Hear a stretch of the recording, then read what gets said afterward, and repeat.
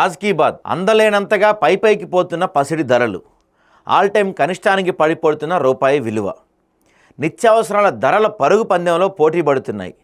వినియోగదారుల జేబులకు చిల్లులు పడుతున్నాయి. పండించే రైతు గిట్టుబాటు లేదని ఆత్మహత్యలు చేసుకుంటున్నారు. పాలకులు మాత్రం ప్రపంచ ఆర్థిక వ్యవస్థలో 3వ స్థానాన్ని అందుకుంటామని ఊతరగొడుతున్నారు. దేశం రాష్ట్రంలో అప్పులు కొండల్లా పెరిగిపోతున్నాయి. జాతి సంపద ఎటుపోతుంది? భోంచేసేది ఎవరు? పాలించేటోడు నోరు తెరవడాయే, ప్రశ్నించేటోడు కానరాడాయే.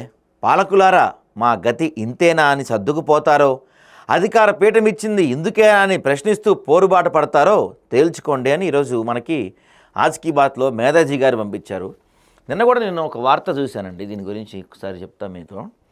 నిన్న కూడా నేను మిడిల్ క్లాస్ వాళ్ళు, పర్టికులర్గా మన మిడిల్ క్లాస్ వాళ్ళకి విపరీతమైన అప్పులు పెరిగిపోతున్నాయంట, అప్పులు పాలైపోతున్నారంట పాపం అందరూ కూడా. భారతదేశం వేగంగా అభివృద్ధి చెందుతుందని, ప్రపంచంలో 5వ ఆర్థిక వ్యవస్థగా అవతరించిందని గణాంకాలు చెప్తున్నాయి. కానీ సామాన్యుడి బ్రతుకు మాత్రం భారంగానే మారుతుంది అని చెప్పింది ఎవరంటే, వరల్డ్ ఇన్ఈక్విటీ రిపోర్ట్ ప్రకారం భారతదేశంలో ప్రపంచంలోనే అత్యంత అసమానతలు ఉన్న దేశంగా నిలిచిందంట.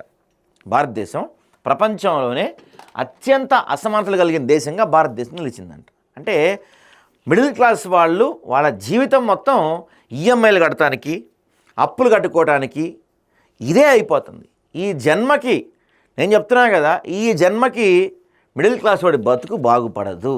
స్వయం ఎక్స్పీరియన్స్ చెప్తా అండి, సెల్ఫ్ ఎక్స్పీరియన్స్ చెప్తున్నా నేను. ఈ జన్మకి మన బతుకులు బాగుపడతాయని మనకేమనిపించట్లా. మన ఆదాయాలు పెరగవు, ఖర్చులు మాత్రం రోజు రోజుకి విపరీతంగా పెరిగిపోతాయి. మళ్ళీ గవర్నమెంట్ ఏమో మేము దూసుకుపోతున్నాం, ప్రపంచ ఆర్థిక వ్యవస్థలో 3వ స్థానంలో ఉన్నామని చెప్తారు. ఇక్కడ రాష్ట్రంలో ఏమో $3 ట్రిలియన్ ఎకానమీ తీసుకొస్తామని చెప్తారు. కానీ మన జీవితాలు మాత్రం, ప్రతి సగటు మధ్యతరగతి జీవితం మాత్రం ఇలానే ఉంది. మరి ఎందుకు ఇంత ఆర్థిక అసమానతలు భారతదేశంలో అంటే, ఎలక్షన్స్కి ముందు కాళ్ళు మొక్కుతారు, ఎలక్షన్స్ అయిపోయాక కాళ్ళతో తంతారు. ఇది మారినంత వరకు ఇలాంటి ఆర్థిక అసమానతలు మారవు మన దేశంలో.